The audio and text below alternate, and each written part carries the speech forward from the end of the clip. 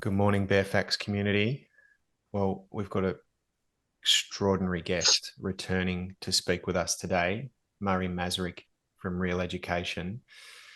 And we're going to talk about a topic today that, as Murray quite rightly pointed out, it could be a little bit prickly. It's certainly going to hold a lot of us to account, but it's something that's really important, and it's something that's taken place and is taking place, and it's doing a lot of damage. Talking about, I'll make reference, I have a 9-year-old son who I love dearly, who I struggle with as a father on doing the right thing with him. We have iPads, Nintendos, all sorts of things. We try and control them. And we are seeing children being raised by electronic devices. It's a concern. I'm not judging, and my wife and I are certainly not perfect on the topic. Murray, where are we? What's happening? What's happening to our children and particularly our sons? What's happening? Look, what I want to raise is this is a really a confrontational topic in so many ways, because it makes us look at how we actually are parenting in 2024. And the way to describe the parenting today is, imagine you sitting at the beach and you're under umbrella, and all of a sudden you just have a little power nap. You just doze off, but before you know it, the tide's moved in.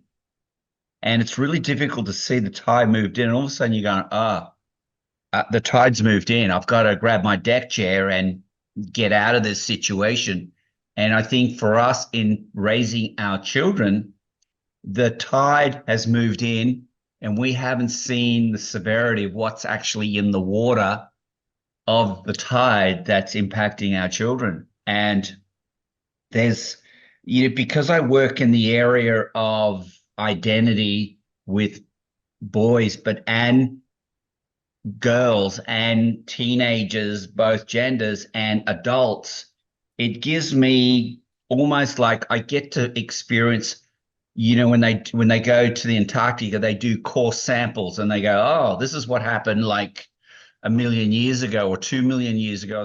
You can actually see through the core sampling all the variations that's happened from, volcanoes blowing up and leaving, contaminants in the air. It's recorded in the ice, which is fantastic. Well, I have that recording in myself, especially and I would go back. I've been running Real Education now for 30 years, but I go back 36 years, and there's almost a tectonic shift that's happened. And the way to explain this, once upon a time, kids would be at school and they just couldn't wait to get home. And the street was filled with activity. You had all the neighbors, several houses deep either side. The street were playing sport, football, cricket, hide and seek, chasey. They were physically interacting. They had even things like cubby homes, and they would mimic and role model certain things. And someone in the street always had a sandpit. And in that sandpit, we as little people, especially to the age of 10, we live in a trance of wonderment. And in that trance of wonderment, we have the most wildest imagination. A young boy could literally create a city in a sandpit. A young girl, if she's playing in a dollhouse or the sandpit or whatever, could create a whole reality and believe and live into that as if it's really real. You see the young kids running around with a a Batman outfit and they're feeling like I'm really Batman. It's like we have all those physical, kinesthetic, live action lived moments. But imagine just for a moment, Ross, that we had that capacity. And when a child cried or they wanted comfort or they wanted connection, we would pick them up, we would hold them, we would have a little toy, we would do all sorts of things and be preoccupied with that physicality. And I want you to really pay attention to what happens to a 2, 3, 4-year-old. The moment they start to make noise, they get given in their hand a tablet. Straight away, they get a tablet. And then they start to relate to the tablet. And in the tablet, they get comfort. They get connection. They get a variety of things. They actually feel like their little nervous system is co-regulated, like they're participating with something. So they get co-regulating with their nervous system. They get comfort. They get soothing. And the parents get what they want. They don't want to be distracted with a child that is in high need at the moment. So let's draw a line in the sand and really dive into that reality. Is like, how does an addiction start at a very, very young age? It just starts like that. So Murray, I'd like to say that Sal and I are pretty controlled with our kids and their iPads. But if I'm honest, Jack, when we remove the tablet from him on the weekends, it's like he's gone into a drug withdrawal. yes. Like he can be violent and then he can be withdrawn for half an hour until we can then almost detox him and get him to the park. And Mia, one of our other daughters, said, "Dad, oh, I feel so much relief. We're down at the park." It's a real worry. Mm. So you got to think you've done. I want you to think that when you've done a withdrawal from a tablet, I can imagine that that's a sudden shock for your boy. They will lose it. You do that to anyone that has an addiction. You take that tablet away for 1 hour, but they've been with it for 1 hour. If they've been with it for 1 hour, then the paradox is, how do you wean them off that whole process? It's a gradual process. Otherwise, you either go cold turkey. If you go cold turkey, which means nothing, they go through that whole process, then they're not meant to return back to the substance. So if you look at it as in a substance abuse, I think we can see how you got to treat it like that level of addiction. That the addiction is, if you look at an addiction and you hold on to something white knuckled and you're squeezing really tight and you're holding on, that means that you're white knuckled addiction. That means that what you're using is incredible willpower, determination, conviction to refrain from that. But if you get to the underlying issue of why you have an addiction, that comes later. But we start to instill addictions into our children with this technology age. Rather than it being a vehicle for information, it's a surrogate friend. It's a surrogate mateship. And the sad part about this is, Ross, is we're creating virtual boys. And if you just look into the reality of virtual boys, they will find a superhero in the virtual world and they will connect with it emotionally. And in that emotional connectivity, they will feel powerful, they'll feel strong, and they'll feel self-esteem. But it's only in virtual world. And once they hop out of the virtual world and try and relate with someone else, they go, whoa, I'm having a failed experience with people that are alive, that are walking around. Maybe I need to go back to my virtual world. I'm safe there. I can converse with someone that is not real, but is responding to all my needs and feelings. So the addiction goes back further and going, well, I'm not cutting it with my friends at school.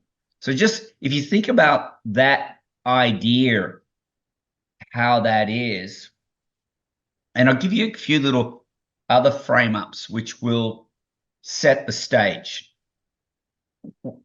Ross, when I facilitated real teams around Australia for 11 years, I got to see the power of peer group pressure. And every real teams that I facilitated, we found out all the peer group pressures. They were the skaters, the jocks, the stoners, the whole lot. There was the whole genre, but they all had their own little clique and they all belonged. And because as a teenager you have no identity, you're still forming your identity. And remember, you've separated from your authenticity. You don't know who you are. You're still working it out. To belong in a peer group pressure is so important. We have lost some relatability now, face-to-face communicating, but they can relate through Facebook. You think when we were growing up, we were not transparent going, hi, this is what I'm eating for breakfast. Oh my God, this is what I'm doing, hanging off a tree upside down, or I'm going to walk you through my life this weekend. They are into full transparency of living, and that's their form of bonding electronically. When you belong in a mini tribe of peer group, your instinctual survivability you feel safe. If you don't belong and you're on your own, primally, you're not going to live. So we have a primal urge to belong in a group because deep down in the reptilian part of our mind, we know that we will survive as a tribe rather than just being by ourselves, no matter what. So there's always a pull there. And if we get rejected from that group, I want you to think about 2 points of rejection. If the group rejects you and saying, no, we don't want you part of our group, that's one rejection, you're excluded.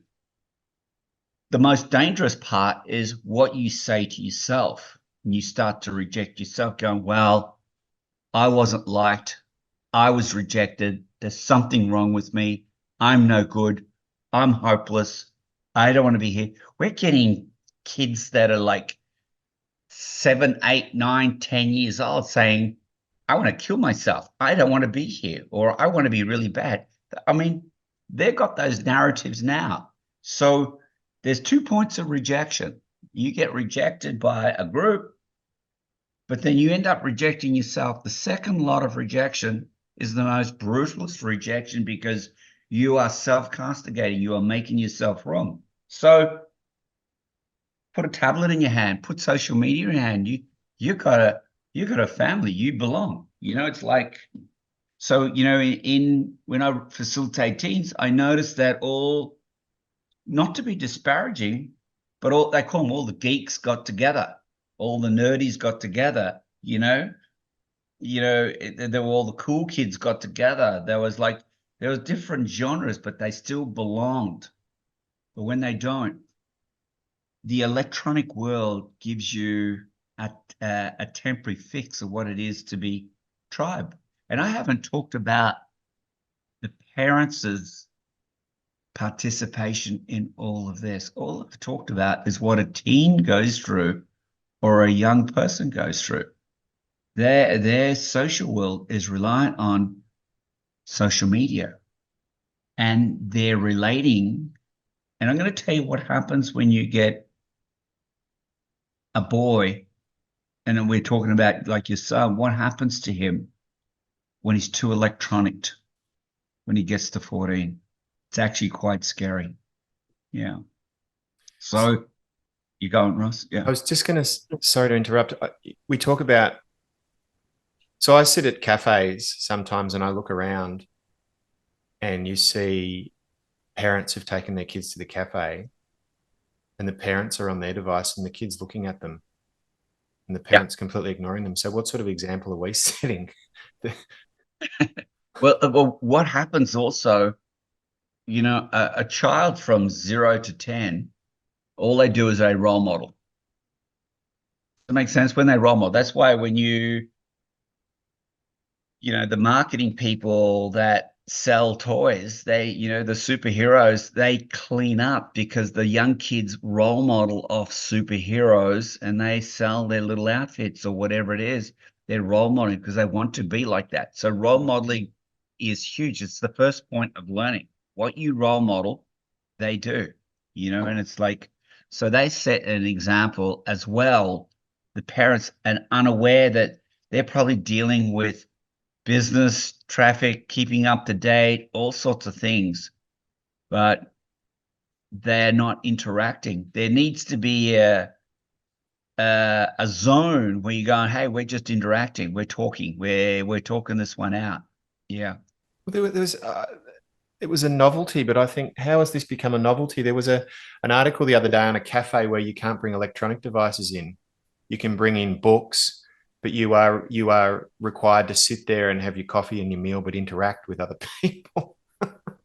Yeah, well, what's happening is like, I look at relationships now, and I see relationships that actually sit down and pull out their mobile phones, and they're going through their phone having creme brulee rather than interacting and consciously relating as an item, talking about how they're so into each other. They're not. They're just exploring there. So it's a distraction. It's comforting, and it's really interesting. I picked up my car yesterday after a service and had to sit in the lounge, and the wife was like, oh my God, I can't stand my husband droning on. So she gets on her social media, is just swiping through, looking through things. He's trying to engage with me. He's trying to engage with her. She's like, just can't stand his voice anymore. They're not working through what's going on. So we are a part of the problem. We use our electronic devices as a distraction rather than a point of aid. So there's a huge thing. Where are we going? Where are we going? Is it too late? Are we going to adapt and modify our behavior of these things, or are we too far down the track? Look, I've been a father I'm like a decade off what you're going through right now. But it was around then. Tablets were around then, phones were around then, everything like that. And I could see, you just have to look down the barrel and going, well, we've had an evolutionary step here, and I had to make a conscious decision. What's my participation in this? So, and if you sit down with fathers, just general, and say, hi, when's the last time you actually went to a park and for 1.5 hours or 2 hours saying, guess what we're doing? We're collecting some wood and we're just going to light a fire, and maybe we're just going to cook a few sausages in a fry pan. Just tomato sauce, bread, butter, fry pan, just something really simple. You scope around and ask how many fires. You get them in an auditorium, you get them anywhere. When was the last time you actually did that and ceremoniously let your son from the age of 6, 7 years old light a fire, like really gather up and strike something that lights it, even with a match, not a lighter. And they're fascinated, and they watch it at the night, and they burn sticks and they wave it around. It's like it's a whole new world. You just think, when was the last time from dusk to evening you lit a fire for your kids? Yeah. Camping. And camping and just the ceremony. You don't have to wait to light a fire once a year. But there's a point in the parenting phase, you just got to take them there and do that. You just got to walk through the creek and stack rocks up as, for example, artwork, or make a little dam, or go to the beach and build things and feel what that's like. There's a physicality. I went through a stage where, I normally get the maintenance guy to do all the handiwork. And I said, no, I'll actually do this. I said, you get on the end of the cordless drill and you drill that and you do this and you cut that and you do this and you do that. He had a physical experience. And I had to do that. It's like, and I know that, like, I also had a progress. From the age of 6, I said, you're driving the car. I'd stay with him. He'd be in my lap, but he would have that experience of steering, that physical. I didn't want him to be on a Nintendo or some kind of electronic game learning how to drive. He sat in the car. There's some people, you get a paddock, you sit there, and had a 4-wheel drive, and he just sat in between my lap. And he did that from the age of 6, 7, 8, 9, 10 onwards. And then he became really competent. And it's just, he could, I'd look up and he's driving the whole vehicle by himself, a big 4-wheel drive, like he was an adult. That was a gradual process.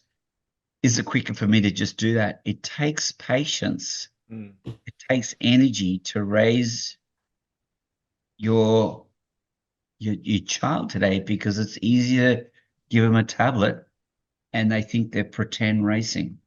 It's very different. So what in your workshops, Murray, because this has, as you say, it's been going on for a fair while now. What are the sort of things you're seeing in grown men that have grown up on devices? The thing that has what happens is they have a false reality, because it's like the games you play, they call them gamers. In the process, you can actually, in some of the games, you can experience killing someone. And what happens is, in the experience of killing, they've done research on those kids that have gone, okay, they've just obliterated 20 people, they've had a machine gun, they've obliterated, that they realize that over a while they get desensitized. And then they notice that they had very minimal remorse for their actions. So this is actually research, and they would play these kids killing. And then they go, well, what do you think about someone? They go, oh, they just watch the news. Oh, well, that happened. They became so normalized because they watched that. It's like, have you ever watched a movie that's really inspiring? You feel like, I remember the movie, the classic one is Rocky. Everyone would watch Rocky, and then everyone would be going to the gym and working out for a week and feeling like they can, do something invincible. The movies do inspire. Those games do things to people. And that's why I say you never watch TV and fall asleep at night, because you may go to sleep, but the brain is still tuning in and listening at a subconscious level. That's why you can wake up the next day and you've had some bad dreams. You feel like shit. You feel really altered. Well, sometimes those movies can do that. So I would say that there's a real, what I see also is I see virtual men. I see men coming through that are virtual, and they're like these men that are. It's like they got two left hands in the wilderness. They need to Google to how to light a fire. You know, they some don't even know how to change a tire on a car. Look, It's I got to be honest. My dear Jack, he's riding his bike to and from school now, and we're just thrilled. Stuff like that. He's starting to do some more outdoor stuff, but yeah, there is a delay there, and I'm sure it has to do with devices because the dexterity I had at the same age as a child is still developing. yeah. So what happens is we take away that, and the kids need that whole physical doing kind of interaction. We would walk through the forest and climb and do things and talk about things and discover things in the creek and talk about it. It was our nature. That was amazing. I remember one time, um, you know, my son, he brought some kids from his school. They said, "Oh, well, let's go to the property. We'll camp and we'll stay over." And they were like 12 years old. They were terrified of going in the creek and having just to have a quick wash, and just going in the creek. And none of them have ever lit a fire. None of them have ever been on a quad bike. None of them have ever fended for themselves. They had I said, well, you can just light a fire. And they go, well, how do I do that? And then one I said, well, let's just cook some sausages here on this thing. Just open. How do you do that? They had no idea, no idea, no idea. They loved it. They were amazed and I said, well, we'll walk on the land and you can drink out of the creek, and there's some food that you can eat on the way that the nature provides you. And they go, what? No McDonald's on the way? It was just like a whole different reality, but creating the capacity. And you can see, I always watch how, I said, that's it. We're walking through the creek up to our waistline. We just we'll get our clothes wet. We had a physical experience. Otherwise, we would have been in an air-conditioned room checking our phones out. That's what would have happened, Ross. And it's Yeah. and we are the leaders of that. Mm. So come on, we're all going on an adventure. Mm. We're going into the unknown. So, so it's really interesting in this whole journey. It's like, well, how do we pass on the legacy of not having our our boys feeling like they're useless? And what happens is they live in a virtual world. You can do well in a virtual world, but there's a physicalness that there is having casualties in relationships today. That's what. So with these electronic devices, pornography is so readily available. What sort of effect is that having on both boys and girls and their perception of what sex is, what's appropriate, what's not? Well, the stats are that the most 11 years old have seen an extreme version of pornography. So what that means is there's, oh my God, I've had a sneak preview, but most 11 years olds have seen every position, every angle, every possibility of interaction through intercourse that is available on porn. Because if one doesn't have access, the other one does, and they share it, and it becomes like it's viral. They can share, and then they see everything. What they don't understand, that pornography is designed generally towards the leering, desperating men, and it's embellished. So the side effect is that we're sending a message to girls that this is what you do, and they're dishonoring their boundaries, dishonoring their bodies, and attempting things that their bodies are not ready for. And and then this is 11 years old, and it goes younger. So, and then the boys get mixed messages, and they think, oh, this is what I've got to do. This is how I got to participate, and I override her boundaries, and they go into mimicking pornography at a very young age, and the boys are set up that this is what you got to do, and then the girls are set up, this is what I have to receive, until they realize when they get older that it was embellished and not true, and it actually creates a lot of damage on the way through, and it's I hope that there must be ways of getting in front of that wave, just letting you know what that is. It's not fair on both genders. It doesn't talk about consciously relating. It's actually an exploitation. So, yeah. Can it be physical as well, in that I've heard that particularly females are having cosmetic surgery because they feel that they have to appear a certain way because of what they've viewed in. Yes. Yeah. In fact, I actually went to in the Brisbane area, and I spoke to a surgeon, a female plastic surgeon, and I said, look, I'm involved in men's work and women's work, and just as an interest, what is your highest surgery that you do? And she said, look, this is controversial because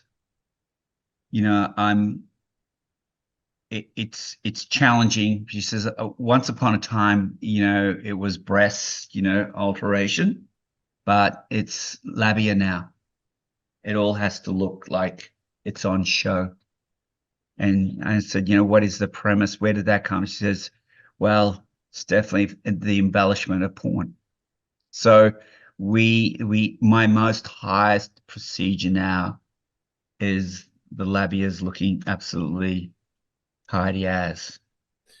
So if all of this is going on, what can this potentially mean long term for people's relationships? Like, there's no, like, everything's so readily available on show that, I mean, is this the loss of mystery, the loss of mystique, the loss of the dance, the chase with relationships? Look, Ross, if you don't look beautiful on Tinder, you don't pick up. You got to be really good looking. And they did the research. They made someone look absolutely through makeup. They made her look really, really beautiful. They had a makeup artist. They made her look really beautiful. And then they did the same woman without makeup that didn't work for her, the makeup. The strike rate was so vastly different. So you'll find that if you go to like a makeup store, before they even do present themselves, they get professionally made up, and then they get the photo shoot. Their strike rate is far greater. Is this going to lead further So down as you can see that it's heading that way. It's like people that's how they, instead of feeling what I call an attraction, polarity, hi, how you doing, the authentic way, the primal way, it's very digital now. Is this going to lead to potentially long-term relationships not existing, or a lot more failed relationships because they're so shallow with this sort of stuff? Yeah, there's no depth. There's a beautiful dance when you first meet someone. There's always like, this could be another podcast, but when you first meet someone, there's some fundamental reasons why you meet someone. You go, oh, wow, my first imprinting of my mother or father, you match that imprinting. I'm very definitely, and we get imprinted, 97% of us gets imprinted by the age of 9. 50% is done by the age of 5. So we're very heavily imprinted on what represents father or mother for us. The other thing that takes place is based on the relationship dynamic. We have attachment bonds, and we have four that we attach ourselves to the relationship. They have four, so you have 8 attachment bonds working together. What we need is that complicated, awkward dance for the first 2 years to going, are you the one? We're not working out. Am I sure? We need that level of compression and variation. It's so crucial through all the awkwardness and understanding and everything like that. So that initial engagement's crucial. But people are like, they electronically work it out. It becomes something sanitized and sterilized happens in that ceremony. And then they go, I'm out of here. And it becomes a 12-week wonder. Next 12 weeks, 12 weeks. Swipe left, swipe right. Yeah. Yeah. They're on a, they're interacting, but they're not. And there's something wholesome about what prepares you for a relationship is by being in a relationship. So, but, looking for the super perfect, it's very interesting because, I had so many guys say, wow, I didn't realize she looked like that with no makeup. Yeah. And, whereas men, I think it's really, really awkward for, my heart goes out to women that have to really embellish how they look. Yeah. They're doing all sorts of things. They're like in the industry, Botox and filler is at its peak. They are rolling it in, and and their lips as well. They inflame their lips to put shape and all that kind of thing. So there's 3 products when they go to those places. They do lip filler, Botox, and it's not, sometimes people do have a receded chin or, there's something that needs to happen. Fine, I understand that. Or, cleft palate or something. I get those variations. But if you've ever seen those shops, that all the women have got like eyelashes, eyeliner, lips, fair hair. They all look the same. It's like they're photocopies of the same, rather than following their own authenticity and going, wow, this one is like this. And it's a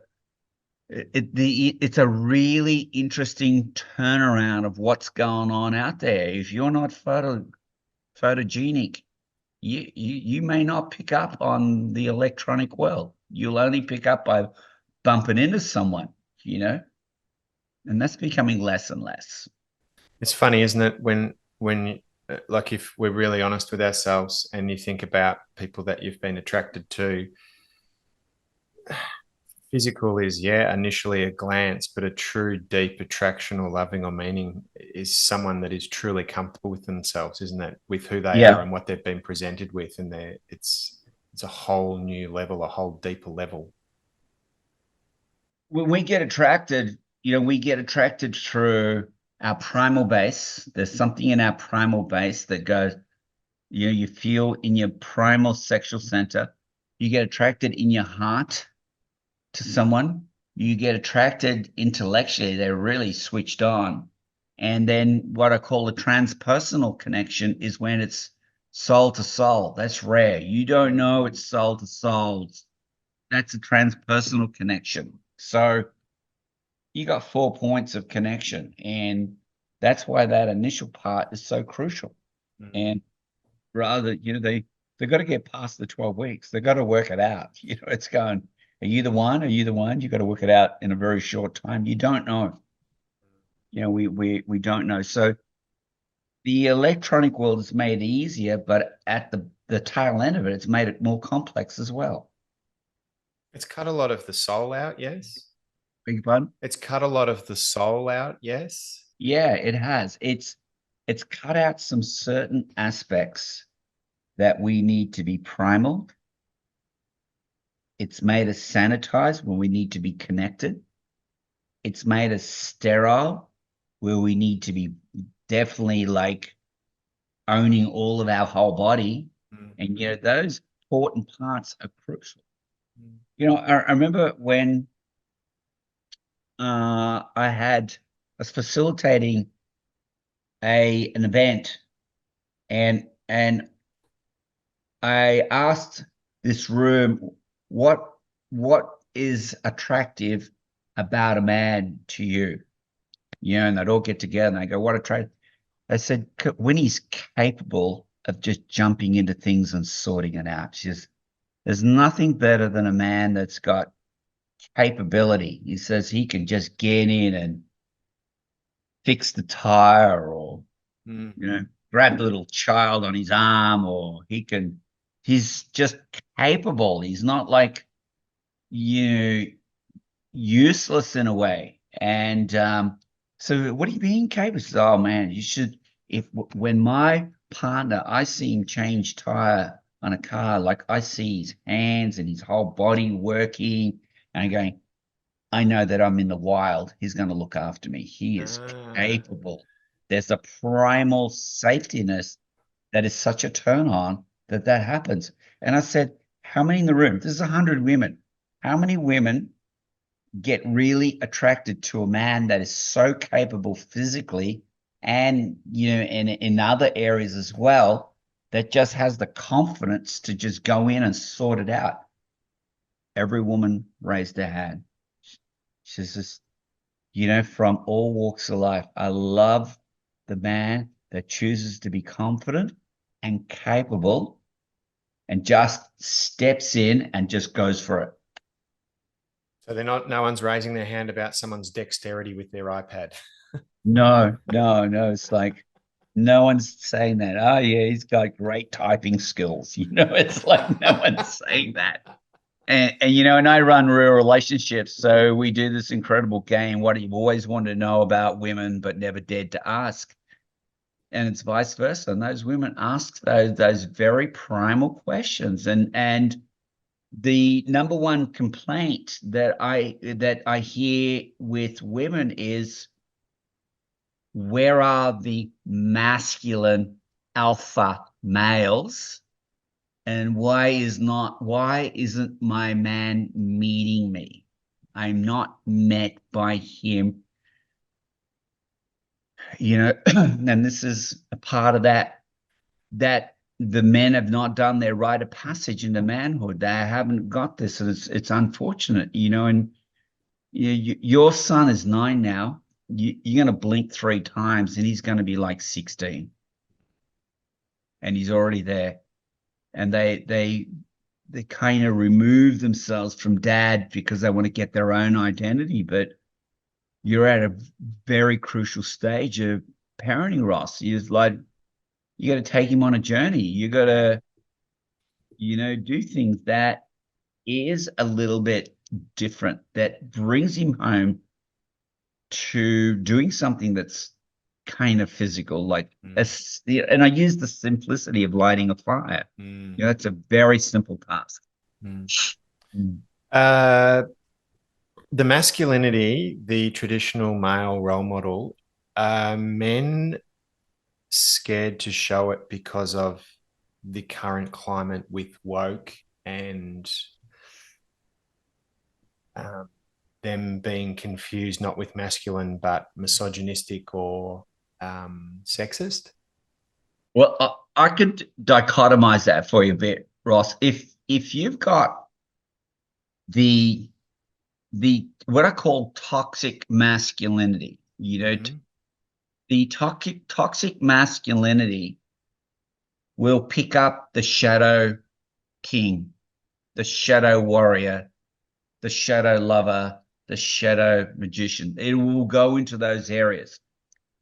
And in its current world, for the man that's not woke, that hasn't done the work, unconsciously, his masculinity is a role model effect from the past, Mm-hmm. from other men, which is toxic. And I know I've been there before myself. I know what toxic masculine. I know those level of transmission. I know what was said in the changing room playing sport. I know what it's like when I was, if you go to a family function, I know what was said, on a job site. I knew those narratives were they were misogynistic, they were very chauvinistic, and very patriarchal driven. And we have fragments in us that we are not aware of. And I love this little thing that I do with some of the men.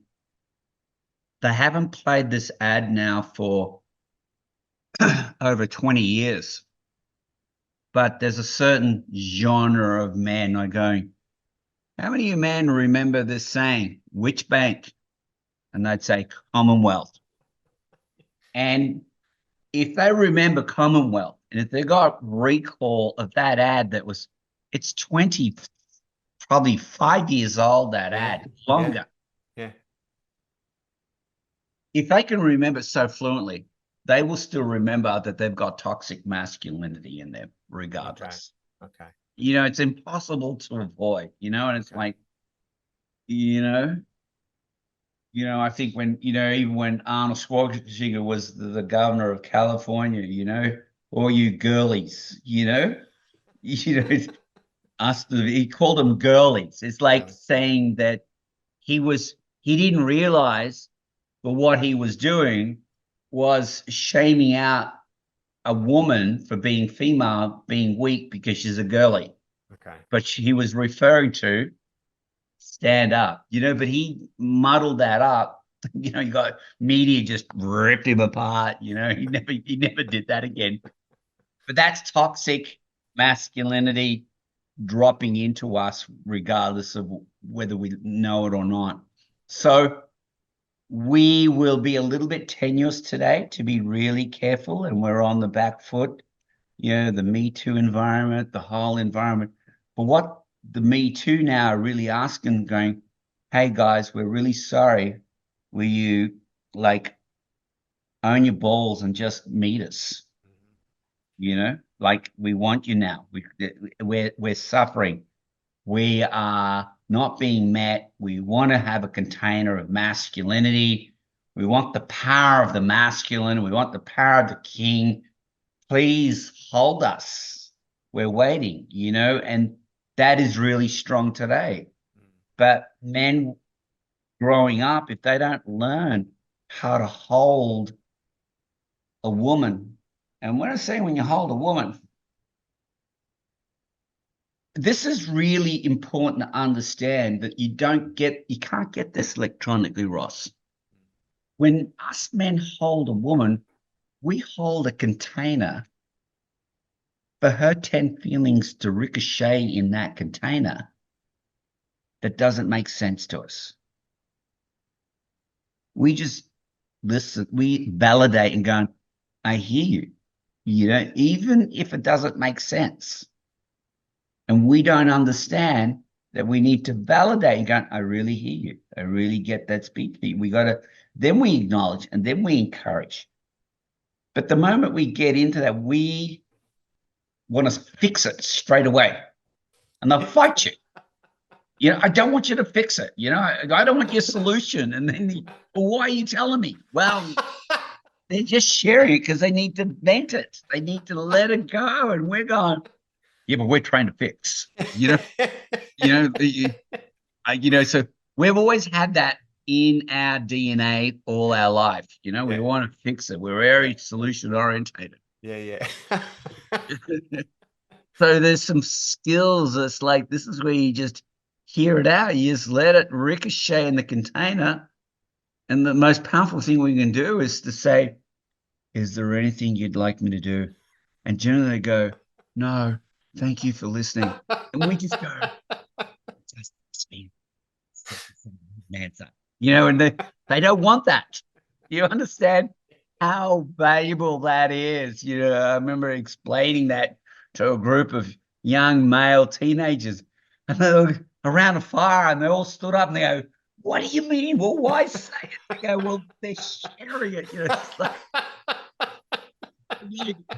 it's a yeah. So, a month go by and some of those teenagers came back and, like 15, 16, they said, hey, Murray, that holding container of woman sharing, well, guess what? I did that with my girlfriend and it really worked. She thinks I'm even more amazing, and it's like, so there's that physicalness, that role play, and what's beautiful with certain things is like as a father, as a mentor for our boys, sometimes we have to share going, you know what? I really fucked up here. I had no idea. I was in the unknown and I don't have it together all the time. And, in the virtual world, there are no mistakes. It's so perfect. Yeah. And then you think about their reality of, how many times I say success is a function of corrections. No one's perfect. How many times we always hit that, and so it's really interesting. We are creating virtual boys that become virtual teenagers that become virtual men. Murray, a couple of things. I'm going to go downstairs and listen to Sal. I'm not going to solve a problem for her. I'm going to the butcher's to get some sausages. I'm going to buy some matches and some wood. Jack and I are going to head out into the wild and cook some sausages. Murray, you are a friend, and I have been, open disclosure, I have been to your workshops, but you are a brilliant man, and I cannot thank you enough for joining us again on the Bare Facts. And I cannot wait to send this to my editor and get it out because this was invaluable. And I can't wait to have you on again further down the track. Thank you so much for your time today, Murray. Yeah, and with your son, let him have lots of mistakes, burning the sausages and lighting the fire. Don't make him wrong. Make him great for giving it a go. You have a great day. Thank you. Talk soon.